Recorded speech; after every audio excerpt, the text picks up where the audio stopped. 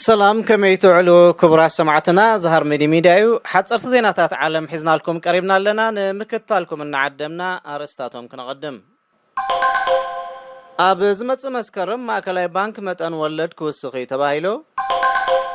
بورد إريكسن كاب تحتاتنت كم زي ملت تغليصو شودن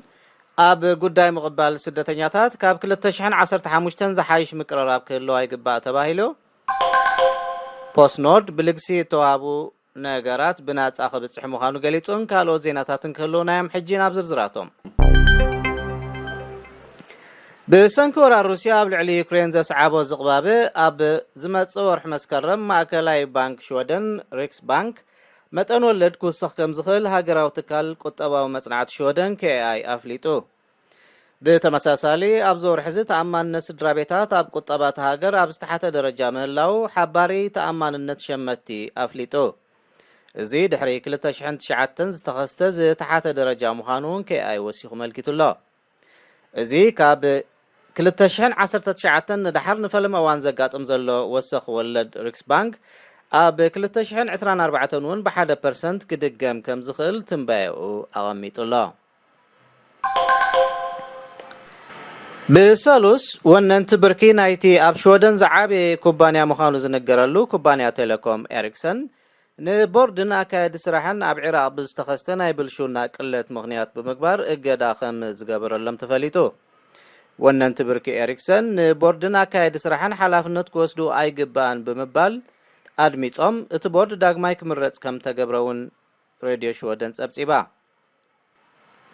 እቲ ዝዓበየ ሕቶ ሰመዝ ኣሜሪካ እንታይ እዮም ክውስኑ እንታይ ስጉምቲ እዮም ክወስዱ ዝብል እዩ ክትብል ተንታኒት ቁጠባ ካትሪና ኤስትሮም ነታ ሬድዮ ኣብ ዝሃበቶ ቃል ገሊጻላ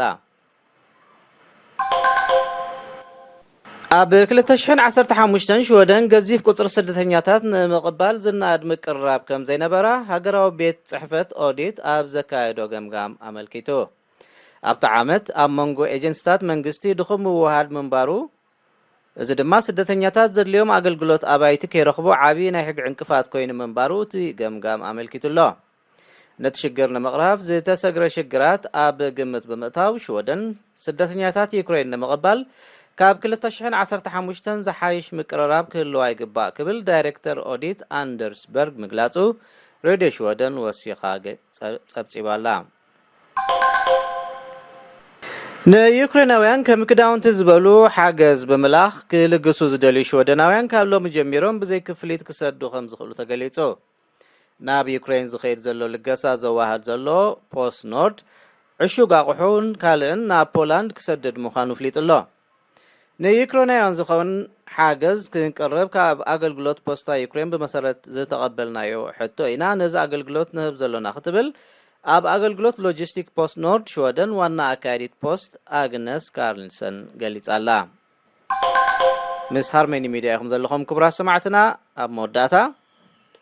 መምሃራን ኦስሎ ተምሃሮ ዩክሬን ክንቅበል ንኽእል ዲና ዝብል ሻቐላ ከም ዘለዎም ተገሊጹ ብርክት ዝበሉ መምሃራን ኦስሎ ስደተኛታት ተምሃሮ ዩክሬን ምቕባል ክንክእል ዲና ዝብል ሻቐላ ከም ዘለዎም ኖርዌይ ቱዴይ ዝተባሃለ መርበብ ሓበሬታ ኣመልኪቱ እዘን ኣብያተ ትምህርቲ ድሕሪ ለበዳ ኮሮና ሶንኮፍ ጥዕና ዘለዎም ተምሃሮ ኣብ ምክንኻን ተጸሚደን ናይ ባዕለን ሽግር ኣብ ምቅላል ከም ዝርከባ እውን ወሲኻ ኣመልኪታ ካብ ኦስሎ ብወገን ምብራቕ ዝርከባን ጻዕቂ ስደተኛታት ዘለወንን ብለበዳ ኮሮና ተጠቕዓን ኣውራጃታት ሶንኮፍ ጥዕና ዘለዎም ተምሃሮ ኣብ ምክንኻን ዝዓበየ ብድሆ ከም ዘለዎን ጋዜጣ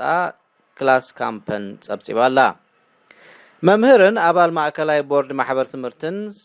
ስምዖን ማሊክሰን እዘን ኣብያተ ትምህርቲ ብሰንኪ ለበዳ ሃውጋፍ ከም ዝፈጠራ ድሕሪ ምግላጽ ኩናት ዩክሬን ሒዝዎ መጺኡ ዘሎ ቅልውላው ንምብዳሕ ዓቕመን ከበራብራ ከድልየን እዩ ክብል ገሊጹሎ